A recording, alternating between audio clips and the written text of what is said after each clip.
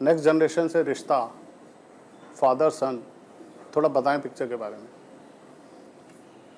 सुजॉय घोष बहुत साल पहले मेरे घर आए थे, 2-4 आइडियाज लेके कि आपको मेरे साथ ये फिल्म करनी है, आपको कौन सा आइडिया पसंद है। तो ये दूसरा या तीसरा वन लाइनर उन्होंने नरेट किया। बाप बेटे जिनके बीच में अनबन बहुत सालों से 48 आवर्स साथ में गुजारना है, क्या होगा। मुझे बहुत पसंद है। मैंने कहा तो चलो बनाते। बोले नहीं, मुझे डायरेक्ट करना है। तो सुजॉय घोष ने बोला ये आपका हो गया, and he gave me the one liner like that.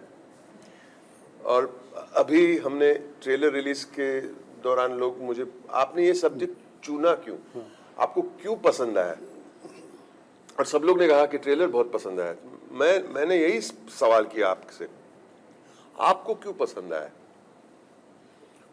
वही रीजन है जिसकी वजह से मुझे ये कहानी पसंद आया। सेम आपकी जो रिलेटेबिलिटी है मेरी रिलेटेबिलिटी है, and it moves you, and anything moves you, खत्म होगी बात, वो पिक्चर बनानी है। अविनाश बताएं क्या कर रहे हैं आप, पापा के साथ लड़ाई कर रहे हैं, कॉन्फ्लिक्ट ऑफ इंटरेस्ट क्या है ये। जी, मेहता बॉयज एसेंशियली तो बाप बेटे की कहानी है, और दोनों के बीच में एक कॉन्फ्लिक्ट है।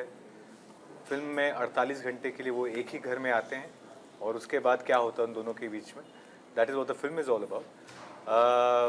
मुझे लगता है कि आप अगर फिल्म को देखेंगे, आपको हर तरीके से अपने पर्सनल रिश्ते, बाप बेटे के रिश्ते के बारे में एक इंसाइट तो मिलेगा ही, बट मुझे लगता है कि आपके जितने भी रिश्ते हों ज़िंदगी में, जिनसे आपको प्यार या मोहब्बत हो, या कोई बैरियर हो, वो सारी चीज़ें बहुत ही रिलेटेबल लगेंगी।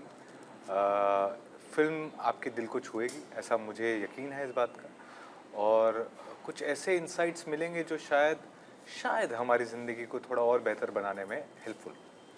जब ये फिल्म की स्क्रिप्ट आपको अप्रोच किया गया होगा, तो कहीं आप भी यंग बॉय हैं, आपकी भी फैमिली, फादर से रिलेशन, कहीं कोई टच किया रियल लाइफ का कोई।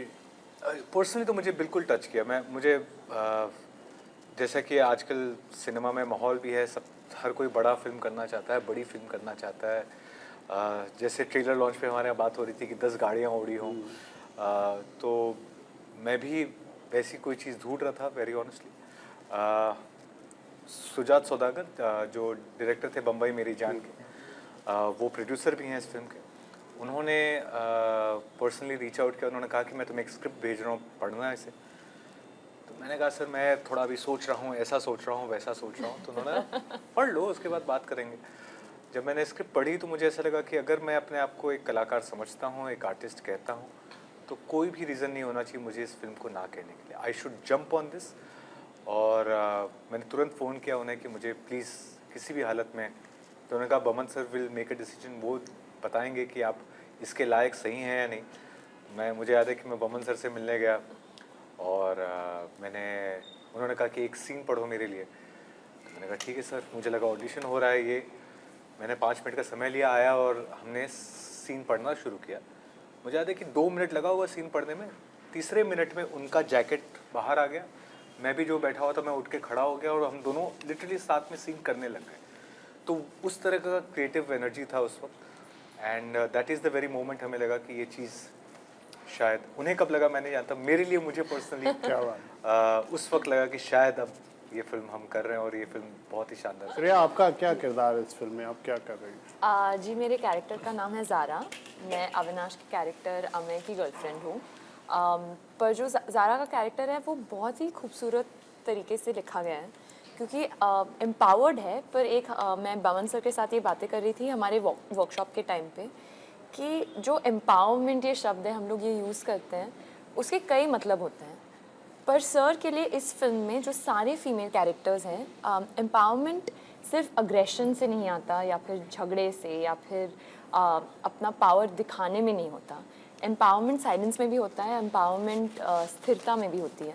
तो ये सारी चीज़ें, इन सबको समझना वही मेरे लिए फाउंडेशन था ज़ारा के कैरेक्टर के लिए। और वो अमय की गर्लफ्रेंड है, तो उससे बेइंतहा प्यार करती हैं, तो वो चाहती है कि अच्छा करे अपने लाइफ में।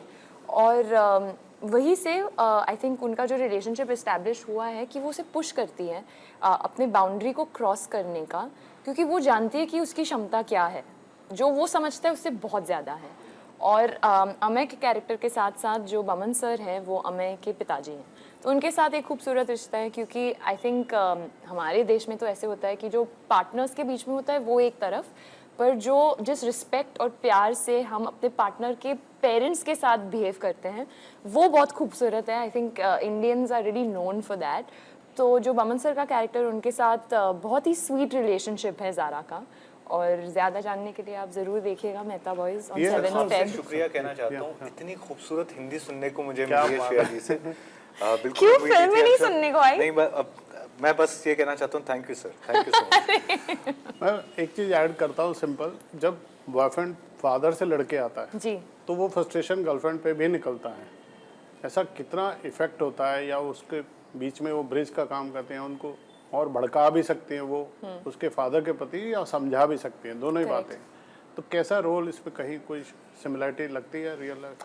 एक्चुअली सर जैसा आप पूछ रहे हैं ना, ऐसे बहुत लोग सोचते हैं, और उन्हीं के लिए हमने ये फिल्म बनाई है, क्योंकि ये जो फिल्म है ना, ये नहीं कहता कि कौन राइट है कौन रॉन्ग है। At the end of the day जो माता पिता होते हैं वो माता पिता हैं, जो बच्चे हैं वो बच्चे हैं। Correct. ये समझना ज़रूरी है। हम बस इस पे बात कर रहे हैं कि अगर आपके लिए थोड़ा सिंपैथी या एम्पैथी होगी अपने बच्चे के लिए, और बच्चे को अपने पिताजी के लिए, जैसे मेहता बॉयज़ में है, तो ये दुनिया एक बहुत खूबसूरत दुनिया बन जाएगी। We just want people to evoke a little more emotion and empathy towards their parents and a parent for a child.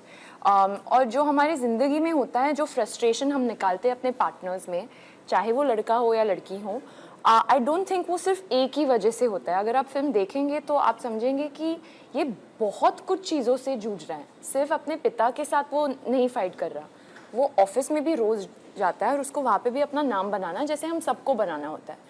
तो हम नहीं कह सकते कि इसका जो फ्रस्ट्रेशन है वो इसी के वजह से है या इस आदमी के वजह से है। तो as a partner I think आप किसी से अगर प्यार करते हो तो केयरिंग होना ज़रूरी है, एक नॉन बायस्ड ओपिनियन होना ज़रूरी है। तो आपकी ज़िंदगी में अगर आपको कोई बता रहा है कि आप गलत हो या सही हो according to them, then it's coming from a place of care. और जो ज़ारा का कैरेक्टर है वो इसीलिए मुझे बहुत खूबसूरत लगता है कि वो शी कॉल्स हिम आउट जहाँ पे उसे लगता है कि ये गलत है, पर she does not call him out when she thinks he is right. तो I think as partners you have to understand कि अगर आप किसी से प्यार करते हो then you need to trust each other, and please don't be with somebody जो भड़का रहा है आपको अपने फादर के against. I mean unless it is some really different and sad situation, but I feel love is about families coming together, and that's what being Indian is also. Subscribe to Midday India. Get direct notifications on all our videos by clicking on the bell icon.